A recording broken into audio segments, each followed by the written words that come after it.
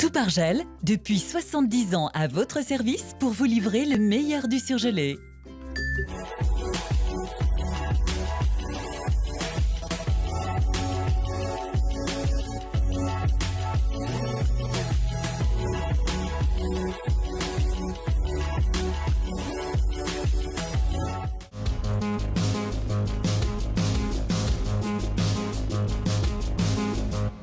Le projet d'un péage urbain à nouveau relancé, des députés du Rhône ont déposé un amendement à la loi mobilité.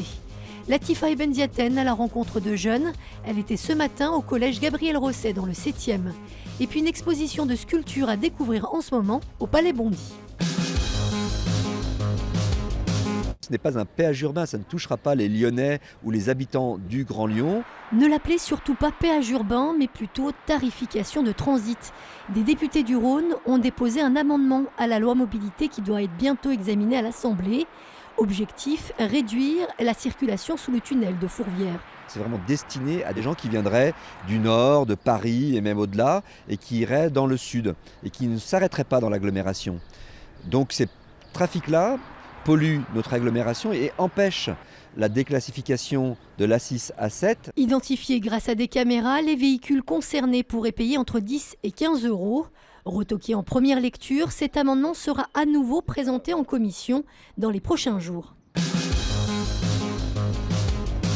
Notre-Dame de Paris n'aura pas de subvention de la ville de Lyon, ou en tout cas pas tout de suite. La délibération qui prévoyait un don de 200 000 euros pour la reconstruction de la cathédrale a été retirée hier en conseil municipal. En cause, la Fondation du patrimoine qui a décidé de clôturer la collecte. Gérard Collomb a donc annoncé qu'il préférait attendre en fonction de l'évolution du dossier.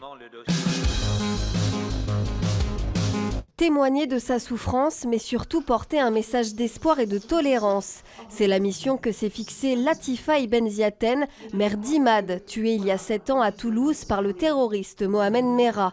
Elle est venue ce matin à la rencontre des collégiens de Gabriel Rosset. Je posais beaucoup de questions et puis elle m'a touchée. Si elle revient, je serais ravie de revenir. Ça m'a vraiment touché, ce qu'elle a dit.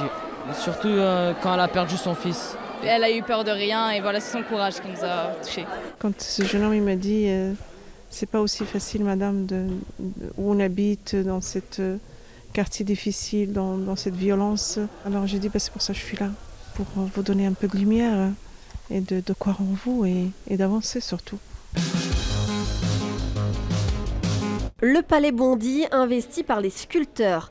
Il accueille en ce moment la Biennale de la sculpture, un événement regroupant 220 œuvres élaborées par 109 artistes. La sculpture elle est très différente, très variée.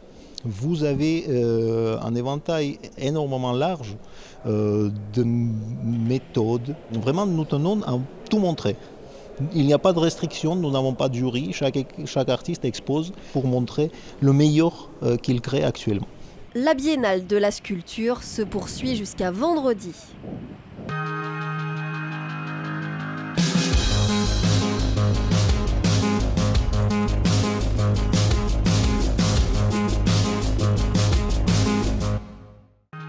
L'info continue sur tlm.tv, les réseaux sociaux et le fil info.